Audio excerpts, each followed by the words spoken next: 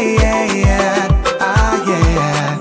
Les hommes parlent, ils parlent de toi, mais ils disent ceux qui ne connaissent pas. Ils lisent ta parole, mais ils la comprennent pas. Bonjour chers téléspectateurs, bienvenue à cette émission Let Them Know. À la présentation aujourd'hui, je suis Paola Kondi-Saker, très heureuse de vous recevoir. Alors, qui sont-ils? Que font-ils et où vont-ils? Telles sont les questions que nous avons posées ici aux acteurs du gospel camerounais tout au long de cette émission.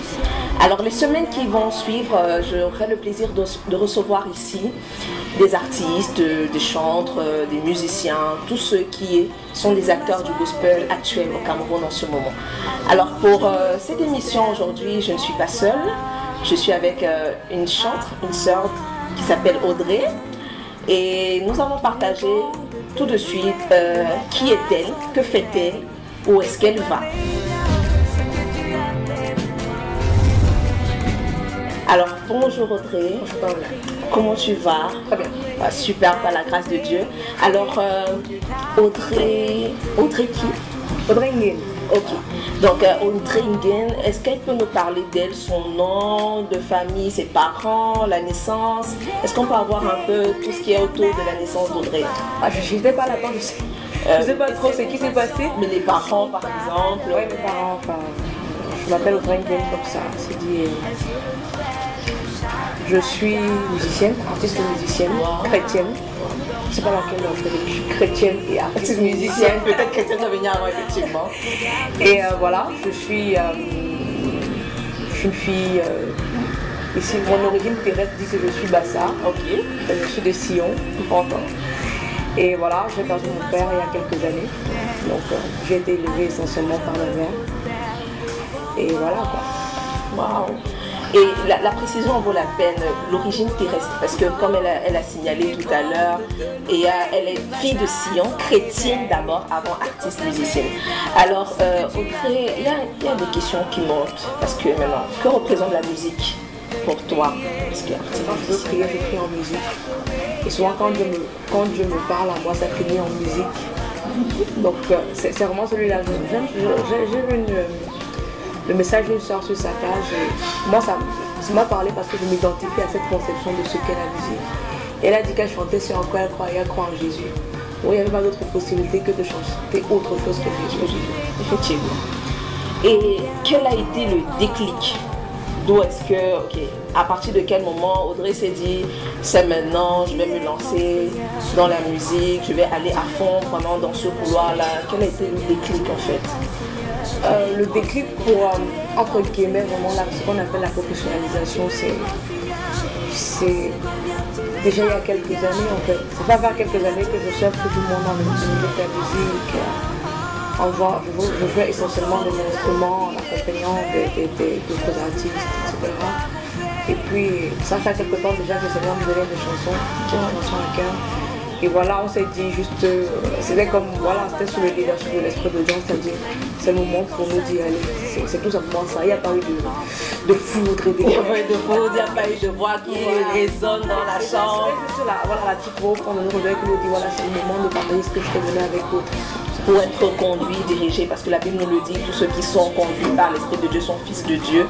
Donc, quand est-ce que la relation avec le Seigneur Jésus commence avec Audrey? Voilà.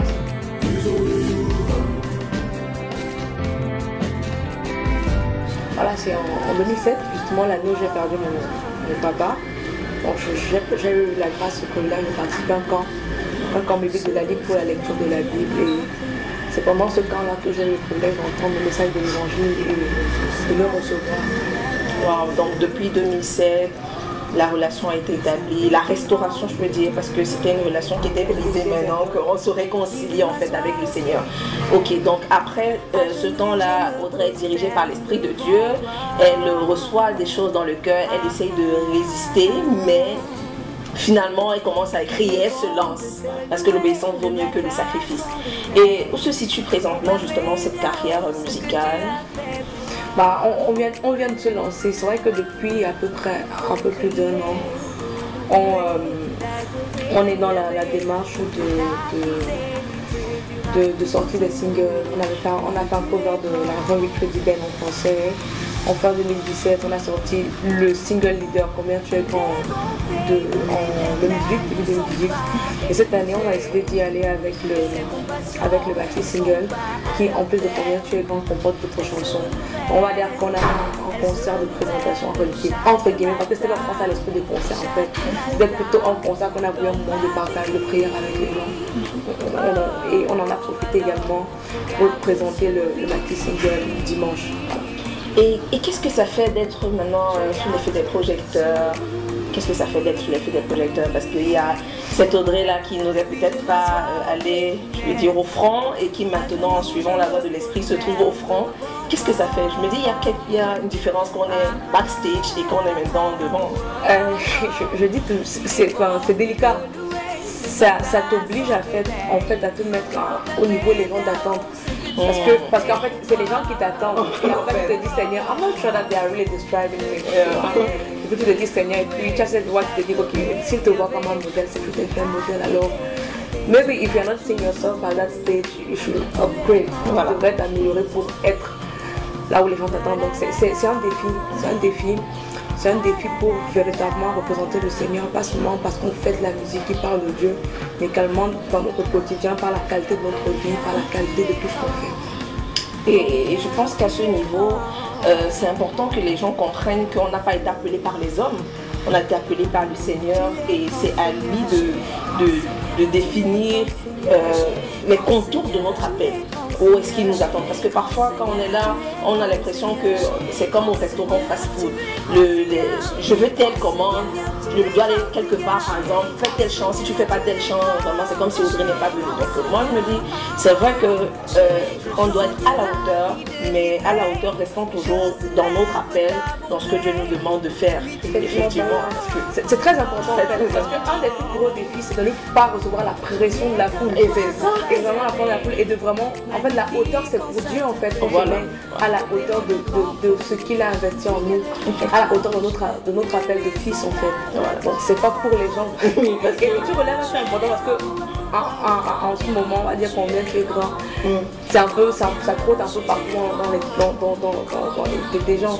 Donc si forcément tu te dis ok, tu vas regarder combien tu es grand, c'est comme si tu n'avais pas chanté. Ouais, exactement. C'est ça. Si tu viens quelque part et tu fais pas combien tu es grand, mais parce qu'il y a une sœur dernièrement, je crois que ça doit être une grande sœur à toi, Bénédiction, qui chante aussi. Elle a publié quelque chose sur Facebook hier, je disais. Elle était vraiment bénie par la sortie du maxi single. Et elle disait vraiment, Audrey, les gens chanteront les écrits, tout ce que le Seigneur te dépose dans le cœur. Je vois les gens chanter cela. Et puis maintenant, imagine, tu arrives quelque part et l'esprit te conduit à faire autre chose. Pas dire, mais attends, on savait qu'elle va faire combien tu es grand, combien elle vient sans faire combien tu es grand, alors qu'au finish, on est dirigé, on est conduit par l'esprit. Je rends face à Dieu, parce que je crois qu'effectivement, si on est vraiment conduit par l'esprit, c'est l'esprit qui convainc les gens. Voilà. Et si Dieu te met à cœur de faire autre chose que ce que les gens connaissent, ça veut dire que il te l'a mis à cœur pour quelqu'un, même si c'est pour qu'une seule personne. En fait, le défi vraiment, c'est comme on l'a dit, c'est vraiment d'être conduit par l'esprit, de faire ce qu'il dit, quand il dit, comme il le dit. Je crois que c'est le plus grand défi pour toutes les personnes qui se sont rendues disponibles en tant qu'instrument de l'amour de Dieu. Wow. Et maintenant, dans ce parcours, les difficultés rencontrées, par exemple, depuis que vous avez donné votre vie au Seigneur, parce que si on vient par exemple d'une famille qui n'est pas chrétienne, parfois on a des difficultés à être compris dans ce sens déjà. Et puis maintenant, au niveau de la carrière musicale, est-ce que vous avez rencontré tu as rencontré d'autres difficultés? Ok. Bon, forcément, au départ, j'étais assez jeune. J'étais assez jeune, c'était pas courant dans ma famille, donc il y a forcément de l'incompréhension, mais on les a depuis très longtemps dépassés. Je peux rendre grâce à Dieu. Dans ma famille, tout le monde a ouvert son cœur au Seigneur. Dans ma famille, j'ai mon frère aîné qui est pasteur. Tout le monde est à sa façon au service. Au service, ma mère ancienne d'église, on est tous à notre façon au service Seigneur. C'est vraiment une chose pour laquelle on rend grâce à Dieu maintenant. À côté de ça, il y a les défis de la marche chrétienne. Vraiment rester attaché au Seigneur, se relever, rester attaché au Seigneur, rester attaché au Seigneur. Et du point de vue de la musique, vraiment la difficulté c'est la même. C'est comme je disais, le défi en tant que chrétien, il n'y a pas un défi pour la carrière, enfin, ce qu'on appelle carrière, je ne vais pas dire le ministère. Il n'y a pas un défi pour le ministère, un défi pour la vie. C'est la vie chrétienne et c'est les mêmes défis. C'est rester attaché au Seigneur, l'écouter. Parce que je crois que on aurait pu évoquer d'autres défis, comme parler par exemple de la question du financement, la question de production, tout ça. Mais je crois qu'à un moment, quand le Seigneur te met quelque chose à cœur, et si tu demeures attaché à lui, pour tout ce qui est vision, chaque vision qu'il t'aura donnée, il saura t'apporter la provision. Voilà. Donc en fait, nous retenons qu'il y aura forcément des défis. La Bible nous le dit que celui qui a peur du vent, qui ne moissonne pas. Parce que si vous avez peur du vent, vous n'allez pas sortir pour semer. Donc il y aura toujours des défis. Mais Audrey nous dit quelque chose d'important ici aujourd'hui. C'est qu'on doit rester attaché au Seigneur pour surmonter tous ces défis. Alors nous arrivons presque au terme de cette émission. Et nous allons prendre d'ici quelques minutes un petit acapella, hein, parce que Audrey est chante, artiste musicienne, donc moi j'ai quand même envie d'écouter un tout petit peu la voix d'Audrey.